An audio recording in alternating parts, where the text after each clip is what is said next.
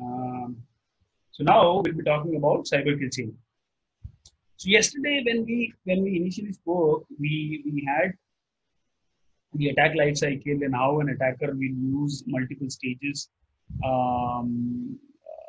reconnaissance, in terms of maintaining access, compromising, now all those different phases, how an attacker would do.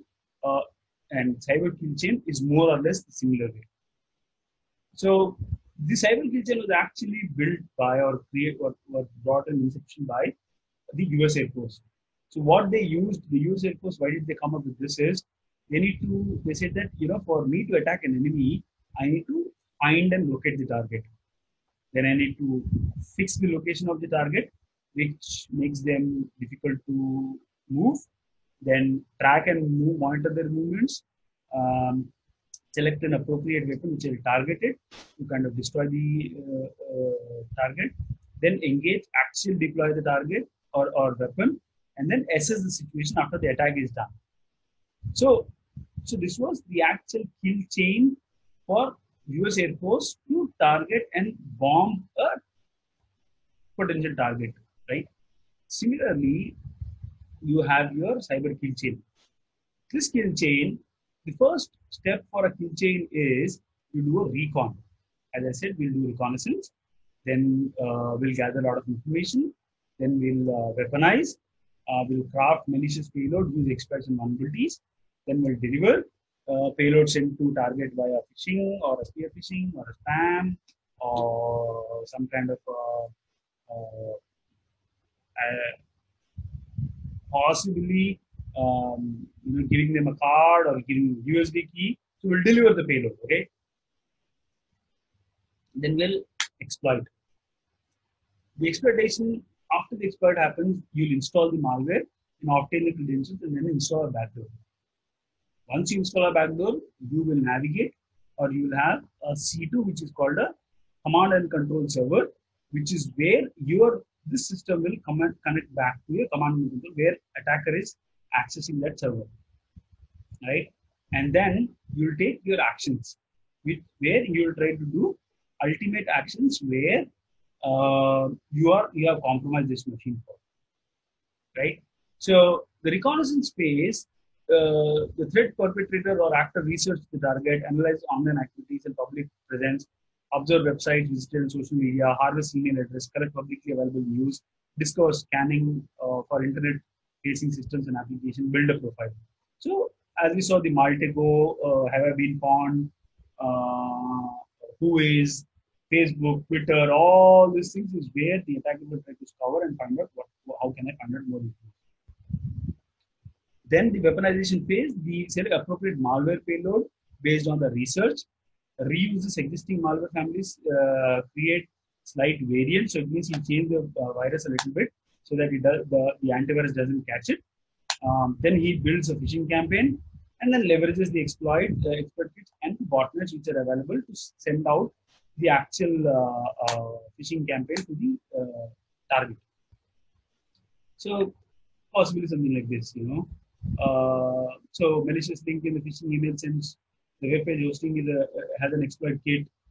The kit scans the vulnerability and exploits it, and the user actually gets an email. He also clicks and goes to the email, something like that.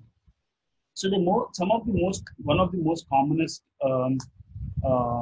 type of phishing attack is compromising a website, which generically that set of employees or company employees use. So that's called water holing attack, right? So when you say water holing, why would you ask why water holing? So the concept comes from jungle. Like, in any jungle, you have a small water hole, right? All the animals will come and drink water from that hole only. And if you have seen videos in your National Geographic or Discovery, sometimes you see a crocodile is lying there under the water. So when an animal comes and starts drinking water, it will capture it, it will eat it away. Similarly, you will also try to capture or compromise a website which all the other employees are trying to visit on a daily basis. So it means it's easy for you to compromise one site and then compromise one site and then have the other users come back and access this website and get compromised. That's all. That's called water holing attack, right? Then we have the delivery mechanism. So you send out. So as I said, the water hole. You send out the website, the phishing email, or you distribute the phishing infected USB stick. So caution for you guys: don't ever accept any USB drives from anybody else. Like, hey, you want a gift? Please, this is a USB drive. No. If you can, I would suggest, go to a internet cafe, plug in this drive, format it there, and come back home and access it. Or have an antivirus which can scan the USB the moment it's connected, and then clean the machine or format the drive even before you start using it. Okay. The next thing is, do not connect your phones to public charging mediums. Public charging, like, if you go to an airport or you go to a railway station or you go to a hospital or you go to a hotel, something like that, do not ever charge, right? You never know how the power is coming, right? What's on the other side of the charger, which is actually sending out? Is it a power unit or is it an actual system which is connecting, right? Because once you power on, you will not check what's happening, right? It will not be visible. You will get the power, but you will not know what's happening in the background. Okay. So yeah, the delivery mechanism can be the ones which you're seeing here. Exploitation, 0 days. Most vulnerabilities have patches available. So the actual exploit will take the advantage of the vulnerability on the machine and then compromise and then provide you with access to the systems of victim's machine. So as you can see the statistics here, 229,000 attacks per day, which is almost like you can see them in real time. Okay. So that's how. So it's more or less identifying the common vulnerabilities like RDP vulnerability or a router vulnerability out there, or a WannaCry vulnerability out there, or what type of vulnerabilities are there. You can use those common vulnerabilities after you scan and then exploit the vulnerability and then provide the connection back to the attacker. So in the installation phase, it's the same. Installation is you install a persistence backdoor so that you as an attacker can access the user's machine at any given point of time without any restriction. Right? So you can go ahead and create additional accounts, common looking accounts, so that you can keep the malware hidden, or you can rename them as to some of the common system files, so that it doesn't appear as an outman out, and then you can still work out. So here the image itself shows, like, the user is there, the attacker is there, they have access. They can create a web shell and then connect back to different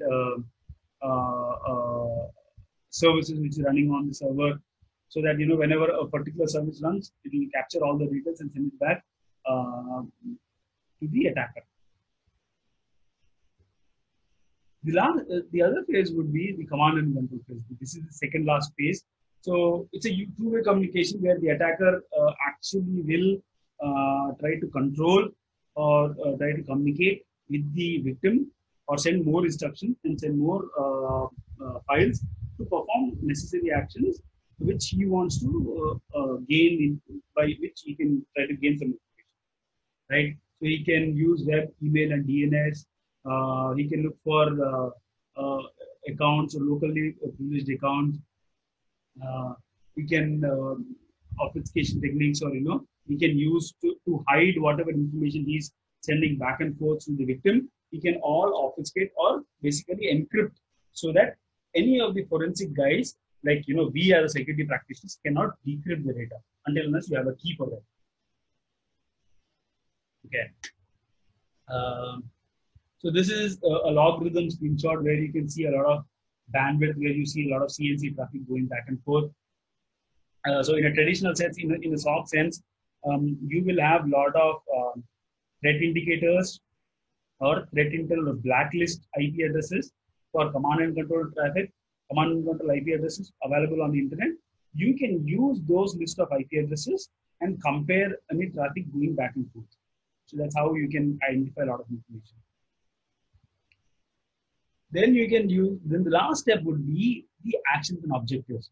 So once the attacker is able to actually breach or finally get access to the end machine, he will try to now steal the data. IP is intellectual property. PII is personal identifying information, and then some information or money or like virtual money from the victim's account. So he can corrupt, destroy, and modify the system. He can launch. He can use your machine or the attack machine as a launching point to attack another launch another attack on another systems, so that he can hide his tracks and everything.